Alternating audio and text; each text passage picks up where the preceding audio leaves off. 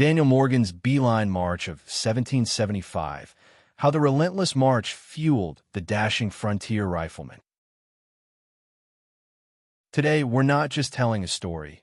We're stepping into the words of a man who lived it while diving deep into the extraordinary Beeline March of 1775, a 600-mile odyssey that saw Virginia frontiersmen race to join the Continental Army. We'll follow the trail of Captain Hugh Stephenson's company, and thanks to the surviving journal of Sergeant Henry Bettinger, we can experience this journey in his own words. This is a story of two Virginia companies, led by Daniel Morgan and Hugh Stephenson, who, in a friendly rivalry, demonstrated the fiery resolve of a new nation. Let's explore this incredible journey as it was documented over 250 years ago. The news of the battles at Lexington and Concord arrived in Virginia, not as a whisper, but as a thunderclap. The Second Continental Congress, meeting in Philadelphia, immediately called for expert riflemen to be raised and sent to Boston. Virginia was tasked with providing two companies. In Winchester, the legendary Daniel Morgan began mustering his company. And just a few miles away, in what is now Shepherdstown, Captain Hugh Stephenson, a veteran of the French and Indian War, answered the same call. Both companies were made up of the same kind of men, hardened frontiersmen, exceptional marksmen, and fiercely independent patriots. The competition was on. The two companies were now in a race to see who could get to Cambridge first. As we'll see, the march was as much about proving Virginia's commitment as it was about getting to the front lines.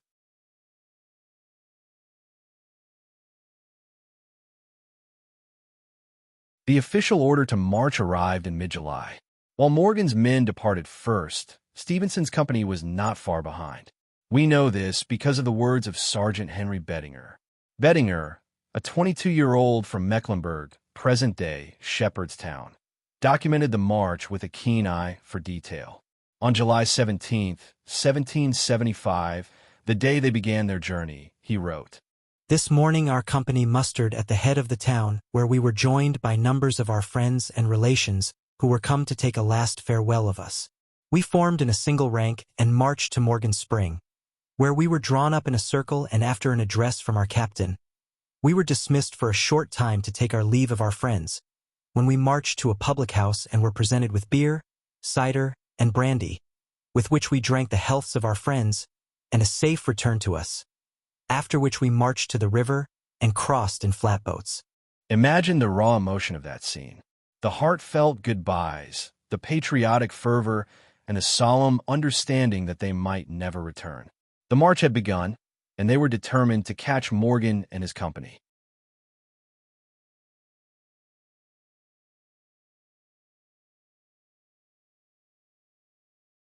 The march became known as the Beeline March for its direct, almost breakneck pace. This wasn't a military drill. It was a grueling, single-file procession through the summer heat. Morgan's men had a head start, and Stephenson's men were determined to close the gap. Henry Bettinger's journal entries from this period are filled with notes about the incredible distances they covered each day.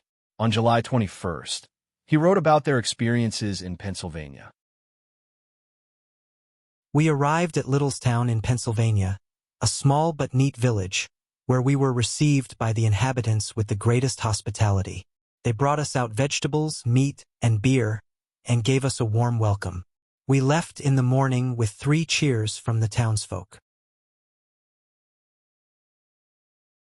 Their reputation as the Virginia Riflemen was traveling even faster than they were.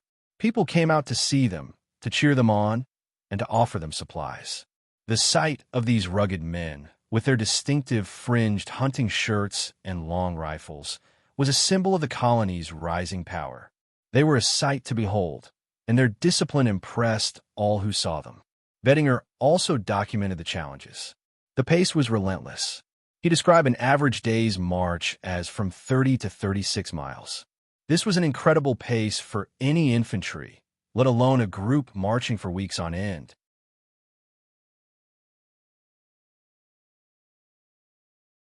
As the march continued, The men's resolve was tested not just by the physical strain, but by external events. The journey took them into New York, where they encountered a more politically divided population. Here, Bettinger documented an event that shows both the men's commitment to the cause and the harsh realities of frontier justice. We met a man on the road who pretended to be a colonel in the Continental Army. He was a great impostor, and after a good deal of talking and telling us that he was a friend to America, we at length found him to be a Tory and a spy. We accordingly tarred and feathered him, and ducked him in the river.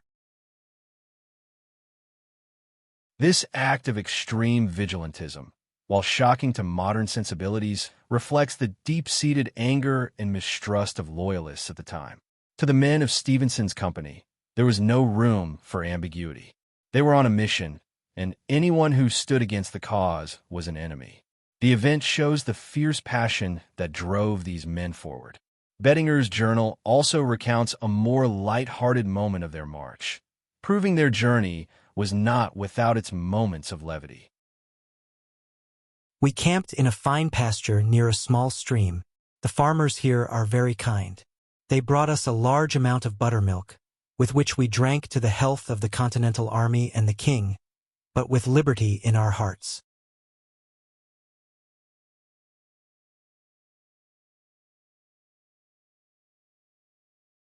After an astonishing 25-day march covering over 600 miles, Stephenson's company arrived in Cambridge on August 11, 1775, just a few days after Morgan's company.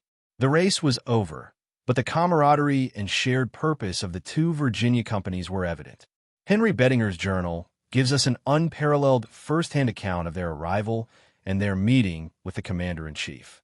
We marched into Cambridge and were ordered to halt on the common. A large number of officers and soldiers were present to see us. General Washington, on horseback, rode by us, looking attentively and affectionately at the soldiers from his native state. When he shook hands with our captain, it was said they both shed tears. This powerful moment, documented by Bettinger, encapsulates the entire purpose of the march. It was a reunion of countrymen, a moment of shared sacrifice and immense pride. The men had proven their dedication, and their presence was a powerful symbol of the unity of the colonies. The legacy of the Beeline March, as recorded by Henry Bettinger and others, is more than just a military feat. It is a story of how a small group of men, driven by conviction and led by determined captains, became a symbol of a new nation's resolve. The speed and discipline of their march became legendary and cemented the reputation of the Virginia riflemen in the Continental Army. So, while we often speak of the birthplace of the Army and the Beeline March, it is through the words of men like Henry Bettinger that we can truly appreciate the human experience of this incredible journey. It's a reminder that history is not just a collection of dates and battles, but a tapestry woven with the personal sacrifices, hopes, and words of those who lived it. Thank you for watching Daniel Morgan's Beeline March, how the relentless march fueled the dashing frontier riflemen. If you enjoyed this video, please hit like, subscribe, and also share while helping our channel.